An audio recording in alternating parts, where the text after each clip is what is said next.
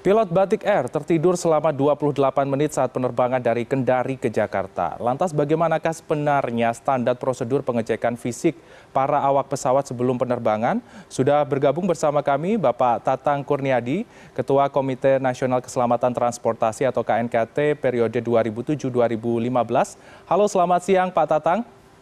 Selamat siang Mas, silakan.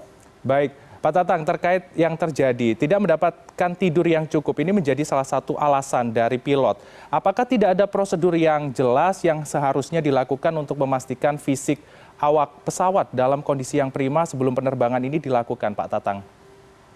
Sejak seseorang menjadi pilot itu sudah diajarkan bahwa dia harus tidur cukup, salah satunya kesehatan fisiknya harus dicek.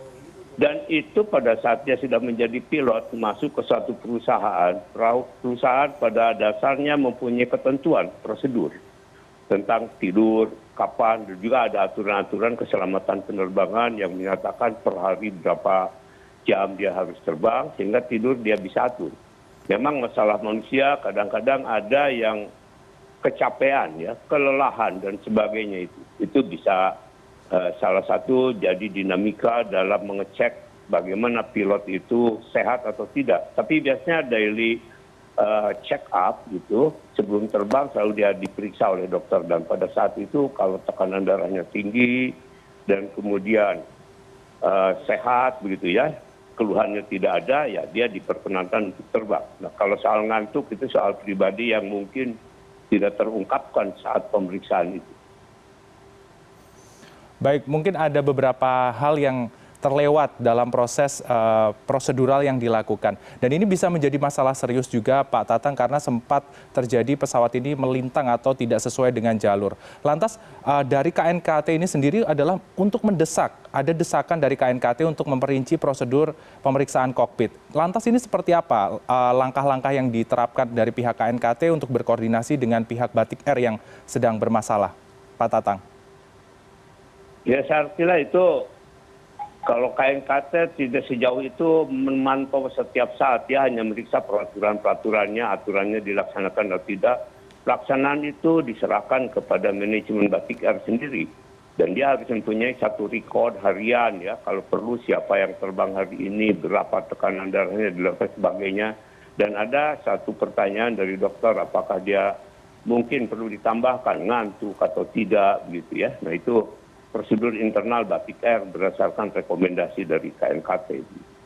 Baik, berarti sudah ada rekomendasi yang diterapkan harusnya oleh pihak Batik Air sesuai dengan rekomendasi dari KNKT. Sesuai dengan yang sudah di pengalaman Bapak sendiri Pak Tatang di masa Bapak menjabat dari 2007 hingga 2015. Peristiwa semacam ini apakah pernah terjadi dan seperti apa pemecahan langkah-langkah atau solusi dari permasalahan seperti ini, Pak?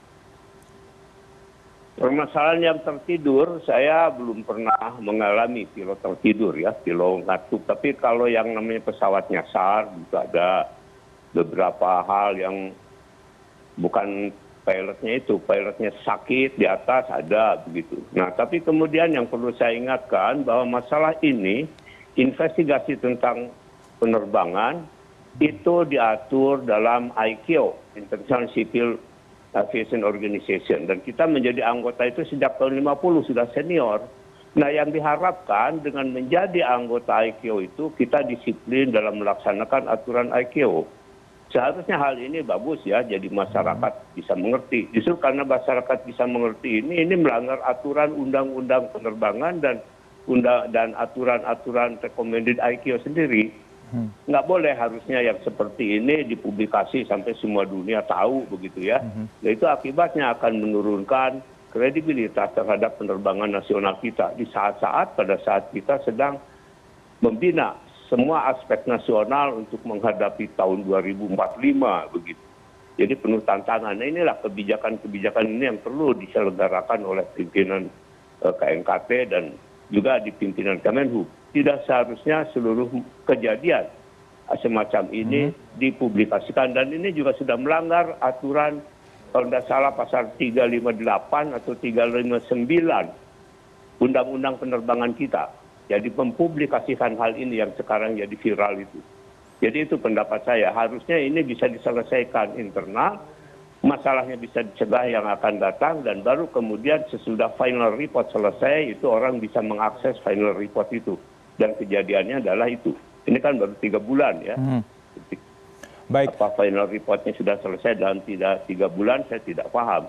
Biasanya 3 bulan itu baru preliminary report, belum tuntas. Jadi untuk dipublikasikan begini belum patut. Nah, makanya sekarang siapa ini kira-kira yang mempublikasikan hal ini menjadi viral di publik? Dan masalahnya kepercayaan terhadap perusahaan penerbangan kita dan sistem penerbangan kita menjadi turun di mata dunia.